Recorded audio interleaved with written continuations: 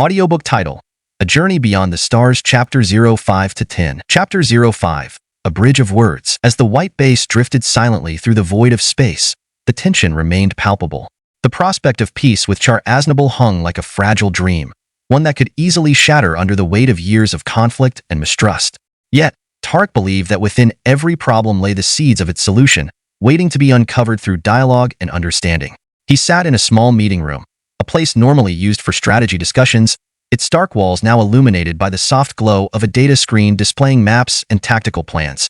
Amuro Ray sat across from him, fidgeting slightly, his gaze alternating between Tarek and the screen.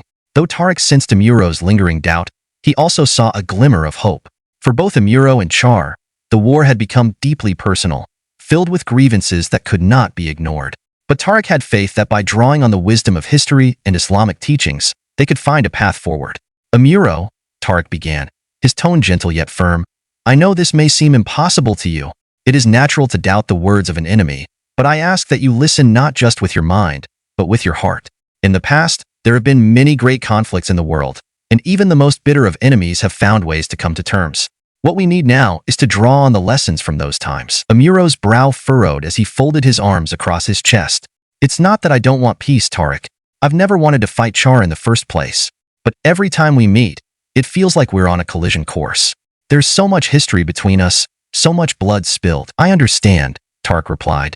But the past does not have to define the future. Consider the conquest of Mecca by the Prophet Muhammad, peace be upon him. When the Prophet entered Mecca, he could have sought revenge against those who had wronged him and his followers, those who had driven them out and caused so much suffering. Instead, he chose to forgive. His mercy was a powerful act of strength, one that brought many to his side and healed the wounds of a long-standing conflict. Amuro's expression softened slightly. But Char isn't like those people.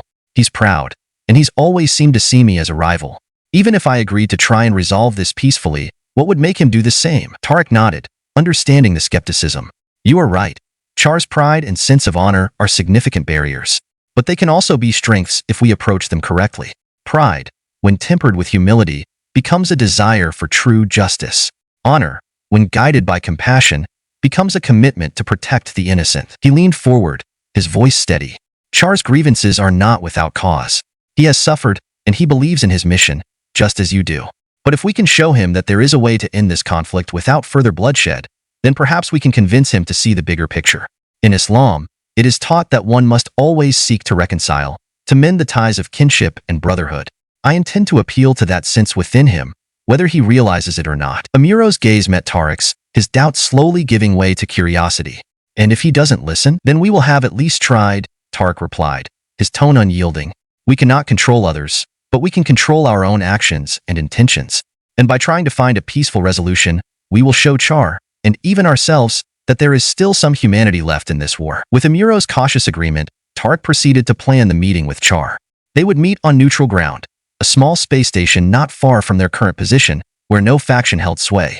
The choice of location was deliberate, a place far removed from the battlefield, where the echoes of gunfire and the weight of grudges might seem less suffocating. The small conference room within the space station was quiet, its walls adorned with a few faded banners, remnants of a time when the station had been a hub of trade and diplomacy. Now, it served as a neutral ground where enemies could meet as equals. Char arrived first, his crimson uniform pristine, his mask reflecting the dim light. He stood with his arms crossed, his expression hidden but his posture unmistakably guarded. Tarek could sense the aura of authority and restraint that surrounded him, a man who carried the weight of his ideals like a shield. Amuro arrived soon after, his face taut with a mix of determination and unease. He had faced Char many times in the heat of battle, but this encounter was different. Here, there were no mobile suits, no cockpit controls to shield his emotions, only words and the rawness of their history. Tarek took his place between them, his presence a bridge meant to connect two sides of a fractured history. Char, Amuro, he began, his voice calm and measured. I have asked you both here to discuss what can be done to end this cycle of conflict. I know that it is not easy to set aside old grievances, but I believe that if we approach this with honesty and a willingness to listen, we can find a way forward. Char's voice was cool, almost dismissive. You speak as though our differences can be resolved with a few well-chosen words, Tarek. But words will not bring back the lives lost. They will not undo the betrayals. Tarek inclined his head, acknowledging Char's point. You are correct, Char. Words alone cannot change the past, but they can change the future. In the history of our world, there have been many great wars and many heroes who fought valiantly. But even the greatest of warriors knew that there is a time to put down the sword. Sultan Salah ad-Din, whom I greatly admire, did not allow his victories to blind him to the importance of mercy. When he retook Jerusalem, he treated the defeated with dignity, offering safe passage to those who wished to leave. His strength lay not only in battle, but in his ability to show compassion when he had every reason to be vengeful. He turned his gaze toward Amuro. Amuro, you have suffered losses, just as Char has. But perhaps, if we stop viewing each other as adversaries and start seeing each other as human beings first, we might find that there is common ground between us. Char's eyes narrowed beneath his mask. You speak of compassion and mercy, Tariq, but do you know what it's like to lose everything and still have the will to fight? I fight because I have to, not because I want to. I do not claim to know your pain, Char, Tariq replied softly, but I do know that the Prophet Muhammad, peace be upon him, taught that strength does not lie in striking another down, but in controlling oneself in times of anger. You have shown your strength in combat, but now is the time to show your strength in restraint. To choose to spare a life, rather than take it, is to acknowledge the value of every soul. Amuro looked between Tariq and Char, a quiet understanding dawning in his eyes. We've both lost people, he said quietly, and I'm tired of watching more people die. If there's a way we can end this war without any more bloodshed, I want to try. Char remained silent, the tension in the room hanging like a thick fog. Then, finally, he spoke, his voice softer than before. You ask much, Tariq, but you have given me something to consider. I will not promise anything, but if there is a way to protect those who still live, then perhaps I can see the wisdom in your words. Tariq bowed his head in respect. That is all I ask. In the end, we must all answer to our own conscience. May Allah guide us to what is right. The meeting ended with no formal agreement, but something had shifted. The lines that once seemed unbreakable had blurred, even if only slightly. Tariq knew that this was just the beginning, a small step on a long path toward peace. But it was a step forward, and that was more than anyone had hoped for. As they departed the station, Tariq could not help but feel a sense of cautious optimism. He knew the journey ahead would still be filled with battles. Some fought with mobile suits, others with words and will. But he also knew that with faith and perseverance, even the most stubborn of conflicts could be resolved. Chapter 06. The Path of Reconciliation. The space station, a place of fleeting neutrality in the vast darkness of the cosmos, grew smaller as the white base and Char's forces departed in opposite directions. Though no formal agreement had been reached, Tariq felt a quiet resolve within him. He had seen the flicker of understanding in Char's eyes and the hesitant hope in Amuro's. It was enough to ignite a spark, but now he needed to nurture that spark into a flame that could illuminate a path forward. Tariq sat alone in the white base's quiet meditation room, a space that was rarely used amid the bustle of war. The simple, uncluttered surroundings helped him focus on his thoughts. He took a deep breath, recalling the lessons he had learned since his youth, lessons from the history of Islam, from the Quran, and from the lives of the Prophet Muhammad, peace be upon him, and the righteous caliphs who followed him. As he reflected, he remembered a saying of Hazrat Umar ibn al-Khattab, may Allah be pleased with him, judge yourself before you are judged, and weigh yourself before you are weighed, for that will make the reckoning easier for you tomorrow. Tariq understood that the road to peace would not be paved with grand gestures, but with the careful consideration of grievances, the recognition of shared humanity, and the strength to rise above pride and bitterness. He would need to approach Char and Amuro in a way that appealed to their deepest motivations, acknowledging their struggles while inviting them to consider a greater purpose beyond their individual conflicts. He decided that the next step would be to bring Amuro and Char together again. This time, not as rivals, but as people who could listen and learn from one another. Tariq had faith that with the right guidance, they could rise above their pasts. The history of Islam was filled with examples of reconciliation and empathy, overcoming even the most entrenched hatred. The next gathering. A few days later, Tariq called for another meeting, arranging for it to take place on a small asteroid with a hospitable environment. It was a humble setting, away from the distractions of military operations. A tranquil space had been prepared on the surface, with a simple tent to offer shade from the harsh light of the distant sun. The setting was reminiscent of the Arabian deserts, where peace treaties and truces had been discussed for centuries, under the open sky and upon the earth itself. Amuro arrived first, his face lined with a mix of determination and lingering doubt. I'm not sure this will change anything, he said quietly as he approached Tariq, who was standing near the entrance of the tent. Tariq offered him a warm smile. Change is never immediate, Amuro. It is like planting a seed. We must be patient and nurture it if we want it to grow. Your willingness to try is already a step forward. Shortly thereafter, Char arrived. He was as composed as ever, his posture erect, and his mask hiding much of his expression. Tarek could sense the skepticism radiating from him, yet there was also a curiosity, an openness that had not been there before. It was as if he had come not just to debate but to seek answers, even if he did not fully admit it to himself. Tarek gestured for both men to sit, taking his place across from them. Amuro, Char, he began, his voice calm and steady. I asked you both here not to revisit the grievances of the past, but to discuss the present and future. It is said in the Quran, do not let hatred of a people prevent you from being just. Be just, that is nearer to righteousness. We must ask ourselves, what does justice truly look like in this conflict? Is it only vengeance, or is there a higher form of justice that can heal as well as punish? Char's eyes, visible beneath the shadow of his mask, studied Tarek carefully. Justice, you say? Do you think I do not seek justice? The Federation has wronged me, and my people. There can be no peace until they answer for the harm they have done. Amuro spoke up, his voice tinged with frustration. But isn't that the same for both sides, Char? I've lost people, too. We keep fighting because of these old wounds, and all it's doing is making new ones. Tarek raised a hand gently, signaling for calm. You both speak of justice, but I urge you to consider. Justice without mercy can become a never-ending cycle of retribution. The Prophet Muhammad, peace be upon him, taught us that even in times of conflict, we must seek to show mercy. When Mecca was conquered, he forgave many who had been his staunchest enemies, even those who had inflicted great harm upon him and his followers. He could have punished them, but instead, he chose the path of reconciliation to mend what had been broken. He turned to Char, his voice softening with empathy. Char, you have suffered, and your pain is real. But you must ask yourself, what do you seek to achieve? Is it merely to see your enemies punished, or is it to create a future where such suffering does not repeat itself? True justice is not satisfied by the mere punishment of the guilty. It seeks to restore balance and to bring healing where there was once harm. Char's gaze remained locked on Tarek, and his voice was edged with doubt. It is easy to speak of mercy from a position of relative safety, Tarek. But what of those who still suffer, those whose lives have been torn apart?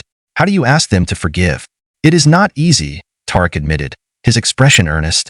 Forgiveness is a struggle, a jihad of the soul. Yet, it is the most profound form of strength. Remember the story of Hazrat Ali, may Allah be pleased with him, who during a battle had his enemy at his mercy. As he raised his sword to strike, the enemy spat at him. Hazrat Ali lowered his sword and spared him, for he did not want his actions to be driven by personal anger but by the pursuit of justice. He understood that true strength lies in mastery over oneself. He then addressed Amuro. And you, Amuro, must also understand that peace is not merely the absence of war.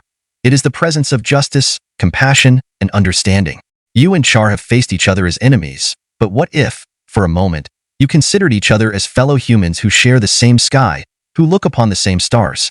Amuro hesitated before replying, I want to believe that, Tarek, but I've seen too much to just set everything aside. Tarek leaned forward, his gaze unwavering. I am not asking you to forget what has happened. The wounds of war take time to heal, but we can choose to break the cycle of retaliation. The history of our faith teaches us that reconciliation often requires a first step, even if that step is taken with hesitation. When the Treaty of Hudaybiyah was signed between the Muslims and the Quraysh, many saw it as a disadvantage for the Muslims. Yet it ultimately opened the doors for a peaceful victory, a victory of hearts. It is not weakness to pursue peace. It is an act of courage to seek what others deem impossible. Char, who had remained silent for several moments, finally spoke, his voice thoughtful. You ask me to set aside my grievances, Tarek, to forgive the Federation for what they have done. But you also know that without addressing the causes of this conflict, it will simply reignite. Tarek nodded, acknowledging the truth in Char's words. Indeed, the root causes must be addressed. Peace is not a single event. It is a process that requires effort from both sides. But if you can find it within yourselves to take this first step, to speak to each other not as enemies, but as men who seek a better future, then you can become the architects of a new path. Let us not underestimate the power of sincere dialogue. Even the hardest hearts can soften when they see that their adversary is not so different from themselves. He continued, his voice filled with conviction. Char, Amuro, you both stand as symbols for your people. If you choose to seek understanding, others will follow your example. But if you remain divided, then those who come after you will inherit the same hatred and despair. Think of those who look up to you, who see you as heroes. What kind of legacy will you leave for them? As the weight of Tarek's words settled over them, Char and Amuro exchanged a long look. For the first time, it was not a look of challenge or animosity but of a shared, unspoken question. Could they, who had once seen only enemies in each other, become allies in the pursuit of a greater cause? The silence was filled with contemplation, the echoes of history and faith resonating in their minds. Tarek watched them both, sensing that while the journey ahead would not be without its struggles, a door had been opened, if only by a crack. He offered a silent prayer, hoping that they would find the courage to step through and embrace a future shaped not by the shadows of the past, but by the light of a new dawn. And so, beneath the stars, in the quiet of a simple tent on a barren asteroid, the seeds of reconciliation were sown, watered by the words of a humble young man who believed that even the deepest divisions could be bridged through empathy, understanding, and the enduring wisdom of those who had walked the path of peace before him. Chapter 07. The Seeds of Understanding. As the three men sat beneath the open sky, the weight of the conversation lingered in the cool air, as though the stars themselves were bearing witness to their efforts. Tarek could sense that Amuro and Char had reached a crossroads. Each man was standing on the threshold of change, but it remained uncertain whether they would take the steps needed to cross it. It was now up to Tarek to guide this discussion toward a meaningful conclusion, one that could lay the foundation for true understanding. Tarek inhaled deeply, taking in the silence around them, letting it settle into their hearts. Then, in a voice steady and calm, he began to speak. Amuro, Char, he said, we have come far in this conversation. We have acknowledged the pain and the grievances, and we have opened the door to a possibility of peace. Yet, it is not enough simply to talk about peace. Words must give way to action, and the path forward must be walked by those who have the courage to make that first step. He paused to meet their eyes, his gaze steady and filled with purpose. Let us remember that the greatest acts of change often come from the simplest of actions. It is not the grand gestures that change the hearts of people, but the small acts of humility and compassion that speak to the soul. The Prophet Muhammad, peace be upon him, once said, "None of you truly believes until he loves for his brother what he loves for himself." It is a reminder that true strength lies not in domination over others, but in striving for a common good. Tarek continued, the choice before you now is simple yet profound. You can choose to continue as you have, seeing each other as enemies, warriors locked in a struggle that only breeds more suffering, or you can choose to be the first to reach out. It is written in the Quran, good and evil cannot be equal. Repel evil with that which is better, and your enemy will become as close as an intimate friend. This is not an easy path, I admit, but it is one that can transform hatred into respect and conflict into cooperation. Char's gaze was unwavering, though his expression was hard to read. The mask, as always, concealed much, but there was a tension in his posture that spoke of internal struggle. Tarek, you speak of changing paths, of turning enemies into friends.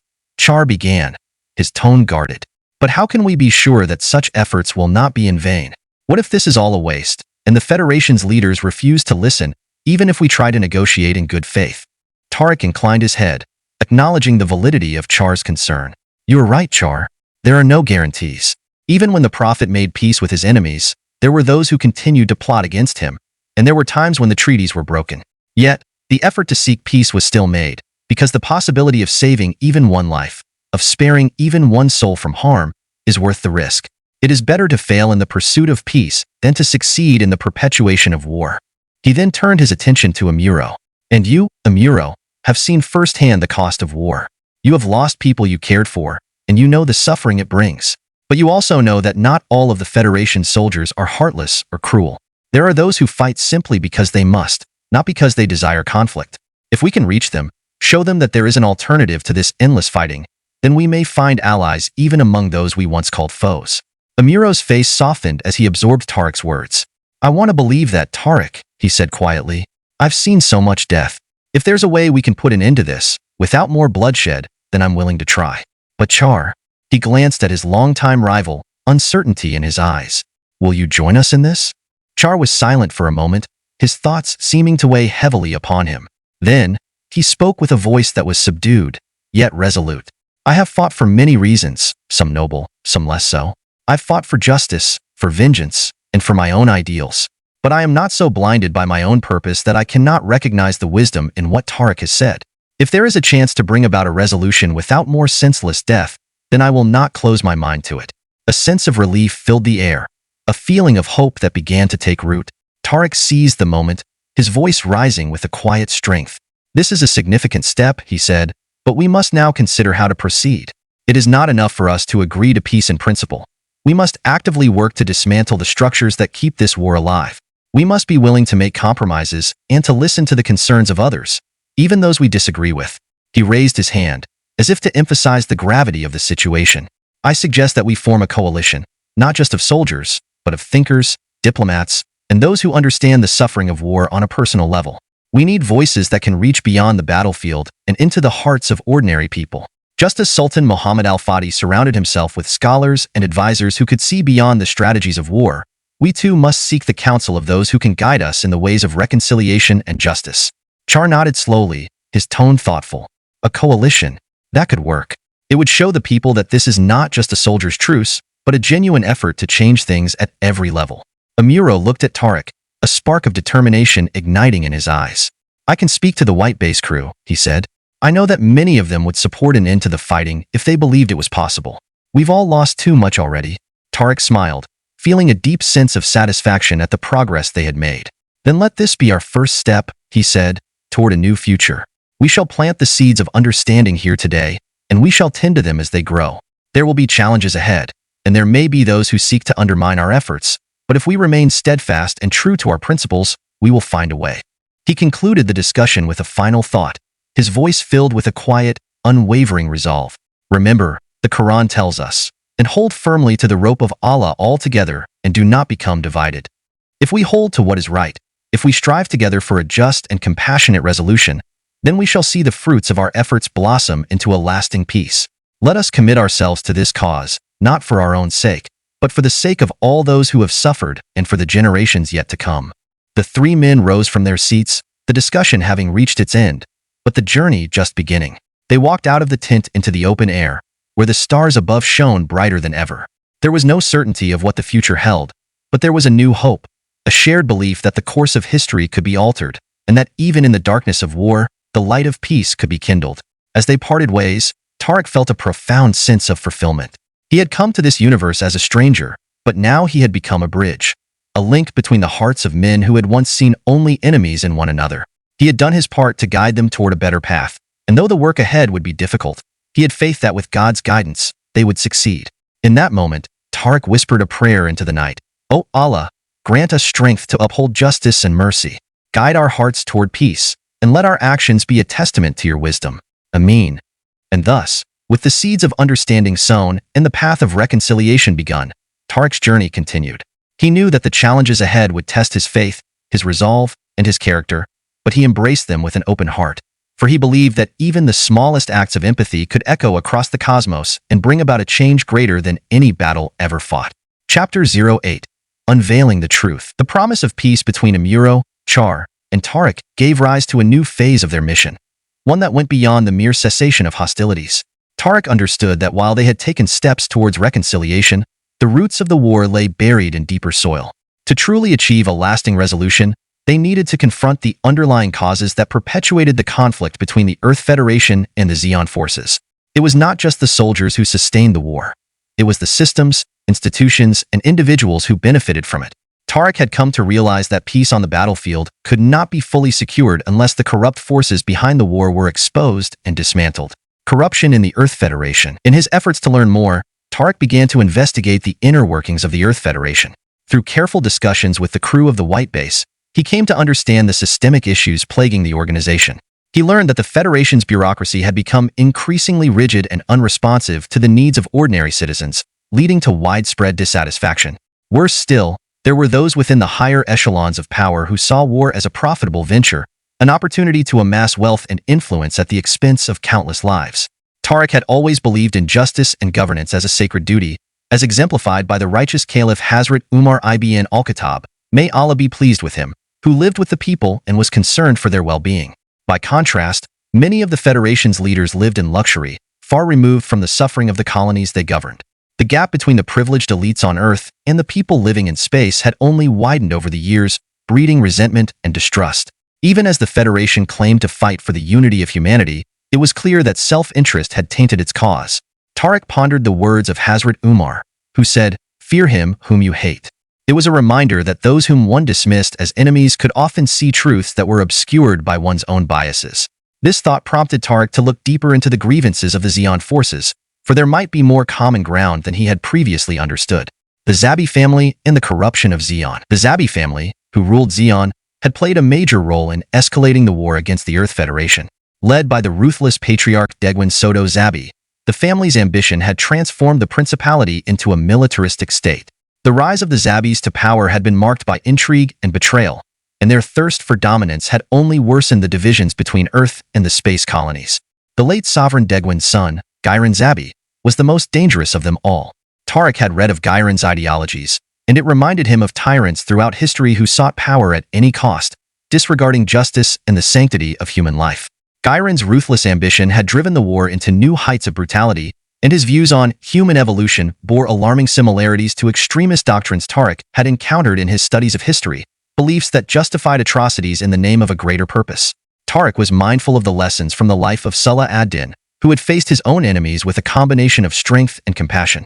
Salah ad-Din was known for his respect towards his adversaries and for offering terms of surrender that allowed for mercy. He had once said, "If you want to destroy your enemy, grant him honor and show him mercy, for this will force him to surrender more completely than the sword." Tarek believed that confronting the Zabis' corruption should not solely aim at their destruction, but also at providing a chance for redemption for those who were willing to change. In his inquiries, Tarek found that not all of Zeon's people followed the Zabis out of devotion. Many had been coerced into supporting the regime, while others believed there was no other choice. Among those loyal to the Zabi family, there were some who had begun to question the wisdom of Gyron's warmongering, especially after the events that claimed the lives of many, including the zealous Garma Zabi and the conflicted Dazzle Zabi. Tarek could sense that Char's own vendetta against the Zabis was fueled not only by personal revenge, but also by a desire to liberate his people from the tyranny that had taken hold of Zeon. Connecting the threads with the information he gathered, Tarek approached both Amuro and Char. He sought their insights, knowing that each had encountered these corrupt forces in different ways. Amuro had fought against the Federation's own flaws, and Char had battled from within the very heart of Zeon's power structure. Tarek needed their understanding to uncover how best to challenge these corrupted powers while preventing the outbreak of more violence. In a quiet meeting room aboard the White Base, Tarek presented his findings to the two. "We cannot hope to end this war if we only seek peace between soldiers," he began.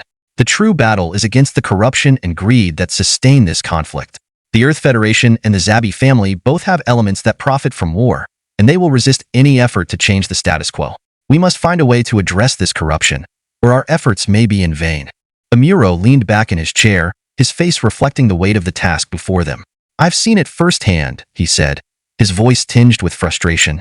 "There are officers in the Federation who don't care how many die, as long as it advances their careers. They send us out to fight, and when we come back, they go on living as if nothing happened. The people in the colonies don't matter to them." Char's expression remained stern. "The Zabis have turned Zeon into a tool for their own ambitions. Gyron, in particular, sees people as nothing more than resources to be expended. Even within Zeon, there are those who are tired of his tyranny. We have allies who are waiting for a sign that change is possible." Tarek nodded, considering their words. "Then we must give them that sign," he said. "We need to expose the truth, to bring to light the ways that both the Federation and the Zabi regime have betrayed the trust of the people they claim to serve. If we can reveal the corruption at the highest levels, we can create pressure from within and outside these institutions to push for real change." He looked at Char, his gaze firm. "You, Char, have the most direct knowledge of the Zabis' inner workings. If we can gather evidence of their war crimes and expose Gyron's real agenda, it may weaken their support and encourage those who are disillusioned to rise against them." Turning to Amuro, Tarek continued, "And you, Amuro, can help us reach the Federation soldiers. If we can show them that they are being used by those who profit from this war, we may be able to turn some of them against the corrupt elements within their own leadership." Both men seemed to grasp the weight of the challenge, but there was also a shared determination in their eyes. Tarek had given them a common purpose, and in doing so, he had drawn them closer together. No longer were they merely soldiers fighting on opposite sides. They were now allies in a struggle for justice and a shared vision of a future free from the chains of corruption and war. Tarek spoke once more, his voice resonant with conviction. "Let us move forward not only as warriors, but as seekers of truth. We must use wisdom, strategy, and the power of our message to reach the hearts and minds of those who are trapped in this cycle of violence." The teachings of Islam remind us that even the most entrenched tyrannies can be toppled by the truth, for falsehood by its very nature is bound to perish. With these words, Tarek set them on a path that went beyond the battlefield. It was a path that would lead them into the halls of power, where secrets lay hidden and where the true nature of their struggle would be revealed.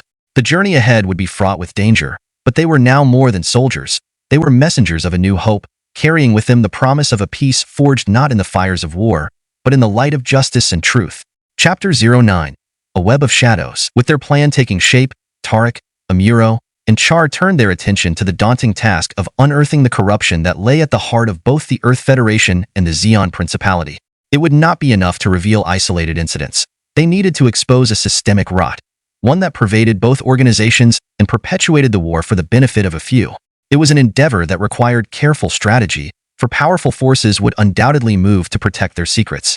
Tariq found himself deep in contemplation, seeking guidance from his faith and the lessons of history. The teachings of the Prophet Muhammad, peace be upon him, reminded him that the pursuit of truth was a noble endeavor, and that patience and perseverance would be needed to achieve victory. He thought of the righteous Caliph Umar ibn al-Khattab, may Allah be pleased with him, who was known for his unyielding pursuit of justice, even when it required standing against the powerful. Tariq was determined to follow in those footsteps, but he knew that the path ahead would not be easy. The Federation's hidden agenda. Tariq decided to begin his investigation by looking into the Earth Federation's military-industrial complex, which had grown increasingly influential over the course of the war. He sought the assistance of Mirai Yashima, who had come from a well-connected family and possessed valuable insights into the political dynamics of the Federation. Through Mirai, he was able to access confidential reports and military documents that painted a grim picture of the Federation's operations. The documents revealed that certain high-ranking officials in the Federation were funneling resources into private military contractors and weapon manufacturers, many of whom were benefiting from lucrative war contracts.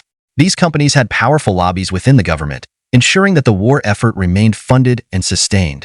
There were even indications that some of the military's actions had been motivated by financial incentives rather than strategic necessity. Prolonging the war had become an end in itself for those who stood to profit. Mirai looked over the reports with a troubled expression.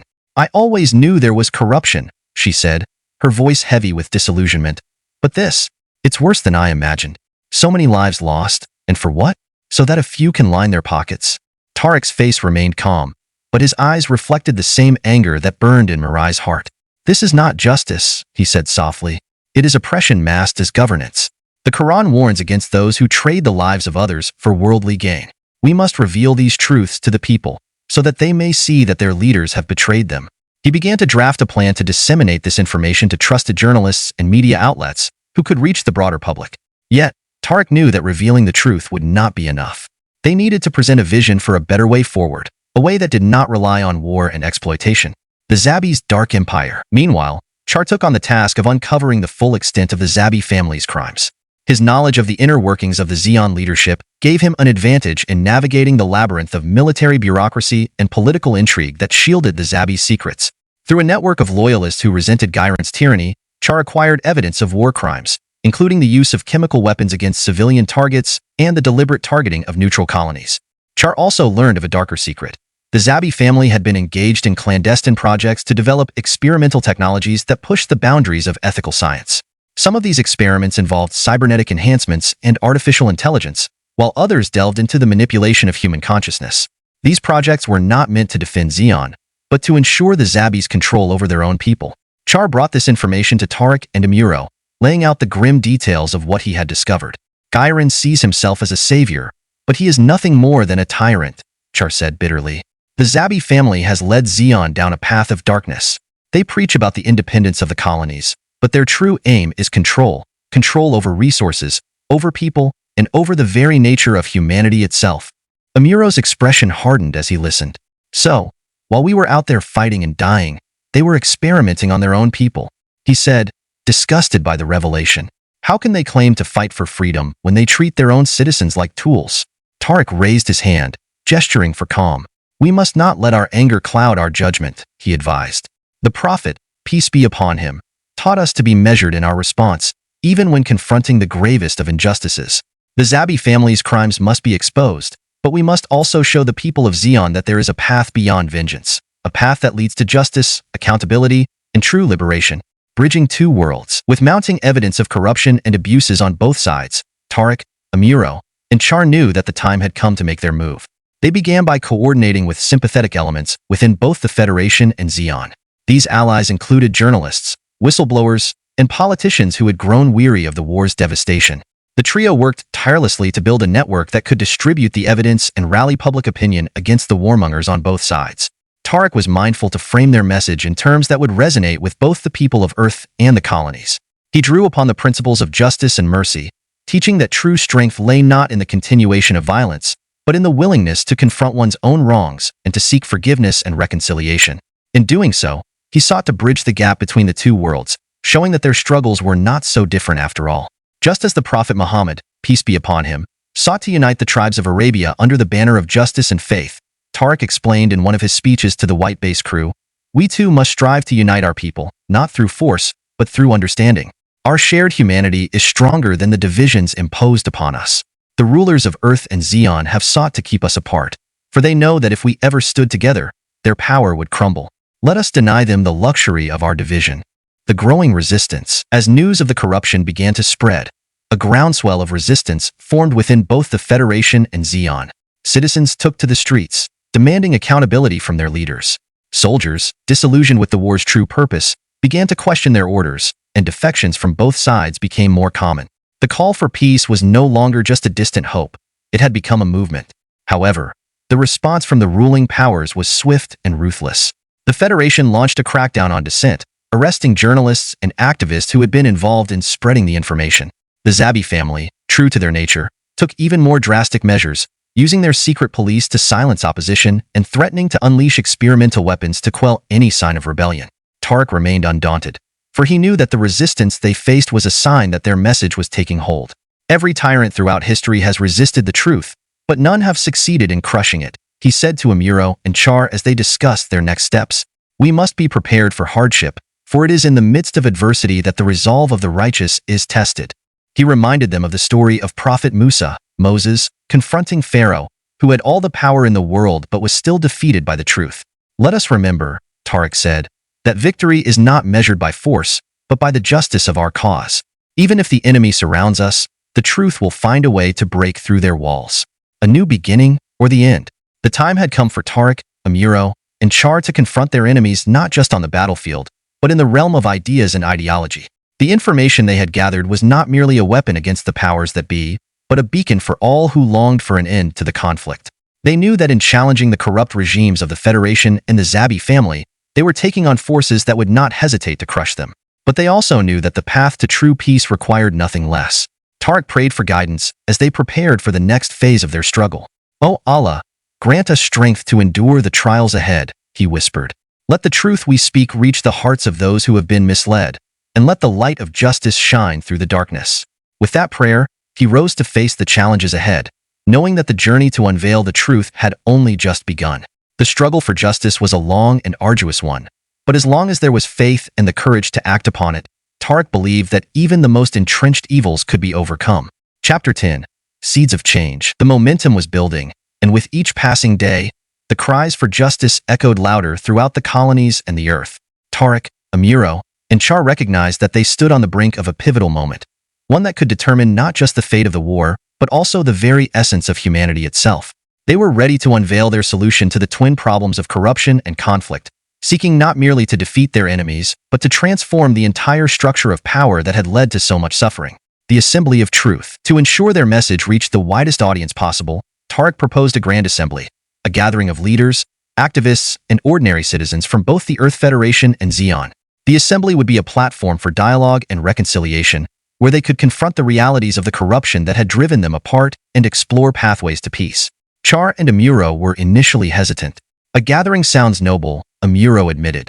"But what if the Zabis or Federation loyalists try to sabotage it? They won't let go of their power easily." Tariq nodded thoughtfully. True change often requires courage in the face of adversity.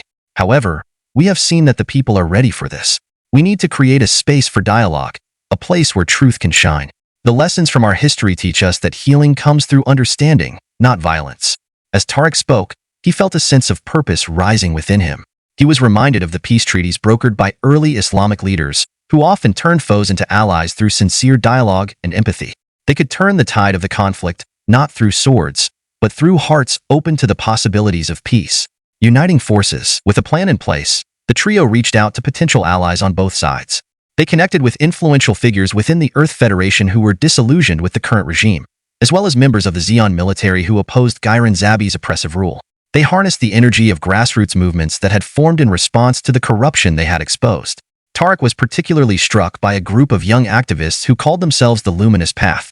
They had taken to the streets, using art, music, and poetry to convey their desire for unity and justice. Their leader, a passionate young woman named Amina, spoke eloquently about the need to move beyond the hatred fostered by the war. "We must remember that our strength lies in our humanity," Amina had declared during one of their gatherings. "When we understand the pain of others, we can find the path to healing. This assembly is our chance to show the world that we are more than soldiers. We are people who long for a better future." Inspired by Amina's words, Tarek worked alongside her and the Luminous Path to organize the assembly. Flyers were distributed throughout the colonies and the earth, calling for all who sought peace and justice to join them. Their message resonated, and the assembly quickly gained traction. A gathering of hearts. The day of the assembly dawned bright and hopeful. Held in a large hall on a neutral space station, it was designed to accommodate representatives from both the Earth Federation and Zeon, as well as ordinary citizens and activists. As Tarek entered the hall, he felt a mix of excitement and trepidation. This was not just a meeting. It was a convergence of hopes and dreams, fears and aspirations. As participants filtered in, Tarek could sense a palpable energy in the air. Representatives from both sides wore expressions of skepticism, but also curiosity. He took a deep breath and prepared to address the assembly. After several speeches, it was finally Tarek's turn. He stepped onto the podium, and the room fell silent. His heart raced as he scanned the faces before him, some filled with doubt, others brimming with hope. "Brothers and sisters," he began, his voice steady and strong. "We stand at a crossroads. For too long, we have been led by leaders who value power over humanity, who profit from our suffering. But today, we have a chance to write a different story, a story of reconciliation and unity." He shared the findings of their investigations, detailing the corruption that had fueled the war. As he spoke, he could see eyes widening in disbelief. He continued, "We are not enemies. We are people caught in a web of lies spun by those who wish to maintain their grip on power. But we can choose to untangle that web. We can choose to stand together. A path to justice." Tarek outlined a plan that went beyond mere cessation of hostilities. He called for the establishment of a Truth and Reconciliation Commission, inspired by similar initiatives in history. This commission would investigate war crimes and abuses on both sides, offering a platform for victims to tell their stories and for perpetrators to seek forgiveness and make amends. "In our rich Islamic tradition," Tarek continued, "we learn that forgiveness is a strength, not a weakness. The Prophet Muhammad, peace be upon him, taught us the value of compassion and mercy. Let us not repeat the cycle of vengeance that has brought us to this point. Instead, let us pave a new road, one built on understanding and accountability." He then turned to Amuro and Char, inviting them to share their visions for a peaceful future. Amuro spoke about the power of collaboration among soldiers, emphasizing the importance of recognizing their shared humanity rather than seeing each other as mere enemies. Char echoed these sentiments, urging for a new leadership that would prioritize the welfare of the people over personal ambition. As the speeches unfolded, participants began to share their own experiences, stories of loss, pain, and resilience. The atmosphere shifted, transforming from skepticism to empathy as individuals began to recognize their shared struggles and aspirations. A call to action. After hours of passionate dialogue, it became clear that the assembly was more than just a gathering. It was the birth of a movement. Tarek felt the weight of hope surging around him, fueled by the promise of what could be. Amina stepped forward, her eyes shining with determination. "Let us not allow this moment to slip away," she called out. "We must take these ideas and transform them into action. Together, we can create a coalition dedicated to reforming our governments, demanding transparency, and building a future where justice prevails." The room erupted in applause and cheers, voices rising in unison. Tarek felt tears of joy welling up in his eyes. The dream he had nurtured was unfolding before him. The path forward. The assembly concluded with a commitment from its members to return to their respective communities and advocate for the creation of the Truth and Reconciliation Commission. They would engage with their leaders, organize peaceful protests, and leverage the power of media to amplify their message of unity and justice. As they departed the hall, Tarek stood alongside Amuro and Char, who wore expressions of disbelief and awe. They had ignited a spark that could ignite a revolution, a transformation of hearts and minds that transcended the hatred and division that had long governed their lives. "We have set a course for change," Amuro said, a newfound confidence in his voice. "But this is just the beginning. We'll face resistance, and we must be prepared for the challenges ahead." Char nodded, his eyes reflecting a steely resolve. "Let them come. With every step we take towards justice, we will draw more to our cause. This is our time. Tarek raised his hand, a gesture of unity between the three of them. Together, we can be the agents of change our world so desperately needs. As long as we remain true to our convictions, guided by justice and compassion, we shall prevail. In that moment, they knew that while the path ahead would be fraught with challenges, they had planted the seeds of change. Their mission to illuminate the truth had begun, and with it, the hope for a brighter future. One where humanity could rise above its divisions and embrace a shared destiny. With hearts aligned and spirits unbroken, they set forth, ready to face whatever trials awaited them. Together, they would reclaim their world from the shadows of corruption and injustice, forging a new legacy. One that honored the principles of truth, justice, and peace.